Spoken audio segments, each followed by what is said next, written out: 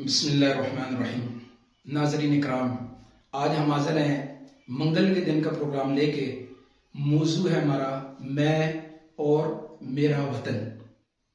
ये तेरा पाकिस्तान है, ये मेरा पाकिस्तान है, तू भी पाकिस्तान है, मैं भी पाकिस्तान। ये ऐसे जुमले हैं हमारे मिली नगमों के, जो इसके ऊपर ये हर बच्चे का, हर जवान का, हर बूढ़े पाकिस्तानी का जज्बा है। ये अल्फाज नहीं है, जज्बा है।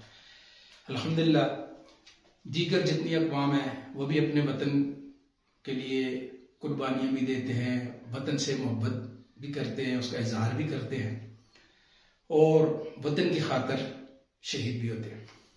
जैसे हमने पिछले प्रोग्राम में बात की थी कि हमारा वो वतन है जिसकी बुनियादों में है तेरा लहू मेरा लहू, यानी हमारे आबा अजदाद ने उस वक़्त तकरीबन 4 लाख के करीब 1947 में अफराद शहीद हुए इस वतन की खातिर। तो आज बहुत सारे लोग जो है ना वतन से, पाकिस्तान से इस तरह की बातें इसके बारे में होती हैं।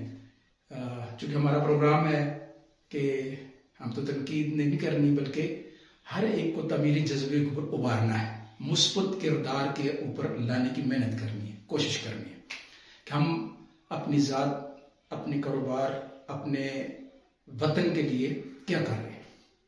इसके लिए जो है अक्सर लोग जो कहते हैं पाकिस्तान जी गरीब मुल्क है, पाकिस्तान इस तरह है, इस तरह है। मीडिया के ऊपर बहुत ज़्यादा जो होती है ना, बहुत सारी ये दुश्मनों की बहुत बड़ी चालें भी होती है, इसके ऊपर भी चुकन्ना होना पड़ता है हमें। ठीक है ना जी, ये कि जी आपका मुल्क ऐसा है, आपका घर ऐसा है, आपका फलाना ऐसा नहीं। भाई हमने मुस्बत पहलुओं को भी तो देखना है। कुछ खराबियाँ ज़रूर हैं, उसको हम उसके ऊपर बहुत सारे लोग बातें करते रहते हैं, क्योंकि हमारा मौजू वो नहीं है। इसलिए हमने जो बात करनी है वो तामीरी बात करनी है। तो इसके लिए मैं आपको बेहतरीन एक ये वाक़या ऐसा है, इससे आपको एनालिसिस मिल जाएगा। क्या हमारा वतन करीब है? तो आप कहेंगे हरगिज़ नहीं। इस तरह हुआ, बहुत अरसा पहले एक हमारे एबटाबाद के दोस्त थे, तो वो बाहर से वापस आए तो उन्होंने कहने लगे यार इस तरह हुआ कि तुर्की में एक होटल पे मैं बैठा हुआ था, एक पाकिस्तानी नौजवान लड़का जो है वो मेरे पास आ गया, मेरी टेबल पे आके बैठ गया और बातचीत शुरू कर दी। वो कहता है जी मैं इस तरह अभी तुर्की आया हूँ, तो यहाँ से आगे किसी मुल्क में जाना चाहता हूँ, तो मुझे कोई गाइड करें।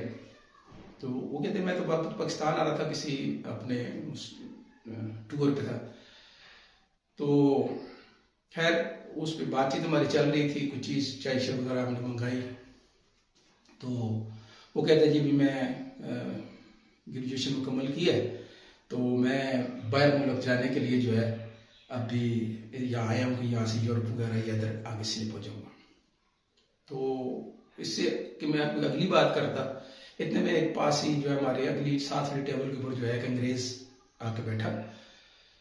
तो वो लड़का मुझे कहता है जी कि ज़रा माजर जी मैं ज़रा इससे कोई गाइडलाइन ले लूँ। वो उठ के मेरे साथ वाली टेबल पे उसके पास चला गया। तो उस अंग्रेज से वो कहने लगा जी कि मुझे कोई गाइड करे, आप किस मुल्क के? यूरोप के किसी मुल्क का था वो। तो मैं इस तरह पाकिस्तान से आऊँ, यहाँ से आगे जाना चाहता हूँ, मुझे गाइड करें कुछ ना कुछ। तो वो अंग्रेज उससे कहता है कि तुम क्यों जाना चाहते हो?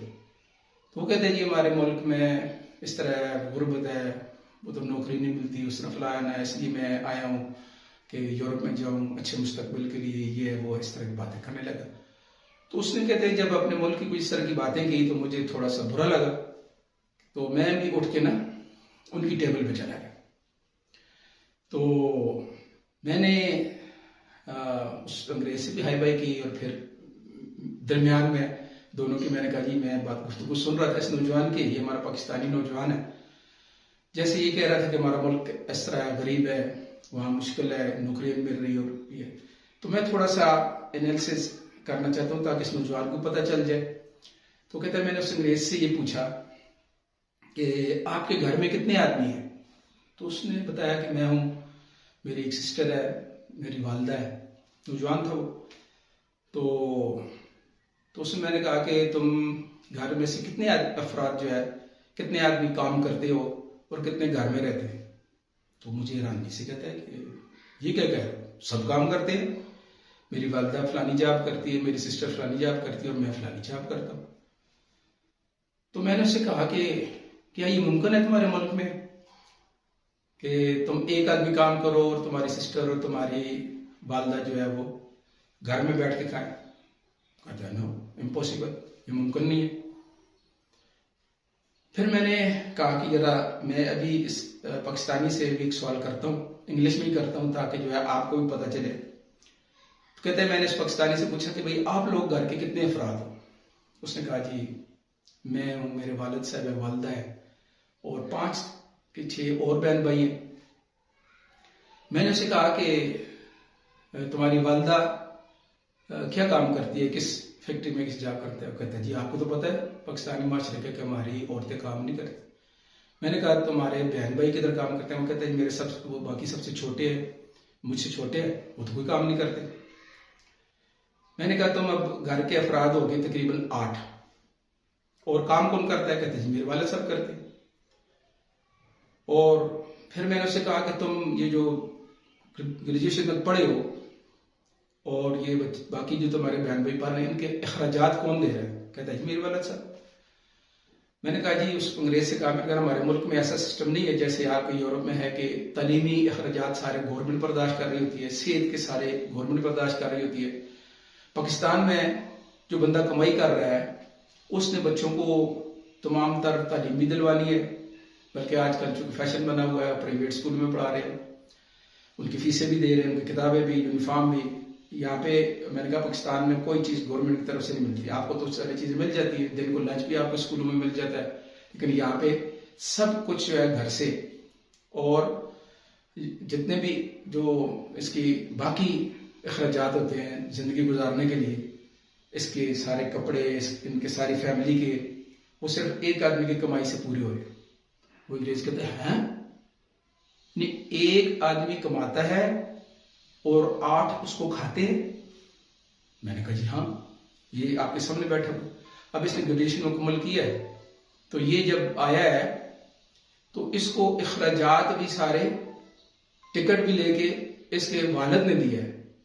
और ये जो है यहाँ पे जो आया हुआ है ये वालिद के खर्चे पे आया हुआ है। और अब सोचे कि कौन सा मुल्क खुशहाल है? वो अंग्रेज कहने लगा ये तो यकीनी बात है जी, पाकिस्तान ऐसा मुल्क है कि एक बंदा कमा के अगर 8 पल रहे हैं, हमारे यूरोप में तो बिल्कुल ये तस्वर में भी नहीं है, ऐसा मुमकिन भी नहीं है कि एक आदमी कमाए और 6 खाए। तो नौजवान थोड़ा सा शर्मिंदा। मैंने कहा यार क्यों अपने हर जगह बैठ के अपने आप को परेशान करते हो, हर जगह बैठ के अपने आप को जो है ऐसा कहते हो? तो खुदा अपने वतन की इज्जत का ख्याल करे। हमारा वतन जो है बहुत सारे मुल्कों से यकीन करें जबरदस्त मुल्क है, लेकिन हमने खामखा प्रोपगंडा, गैरों ने जो है हमारे अंदर मीडिया के जरिए, अखबारों के जरिए प्रोपगंडा जारी किया ताकि सब आम को परेशान रखें। तो इसलिए खुदारा परेशानियों से अपने आप को बचाए, अपने जो कुछ भी है इस वतन की कदर करे और अपने आप को खुशहाल जिंदगी गुजारने के लिए एक मेहनत करें। ठीक है जी। तो आज का प्रोग्राम जो है, इसके अलावा हमारे कल जो बुध का प्रोग्राम है उसमें मैं और मेरा दीन होगा। जुमरात के दिन हमारा प्रोग्राम होता है, उसके लिए मैं और मेरी सेहत। जुम्मे का प्रोग्राम होता है मैं और मेरा पेशा। हफ्ते का प्रोग्राम होता है मैं और मेरा घर। इतवार का प्रोग्राम होता है मैं और मेरी तालीम। सोमवार का प्रोग्राम होता है मैं और मेरी ड्राइविंग। तो हम सारे मौज़ूआत को लेकर चलते हैं। तब तक के लिए इजाजत दीजिए, कल इंशाल्लाह नए प्रोग्राम के साथ हाजिर होंगे। अल्लाह हाफ़िज़।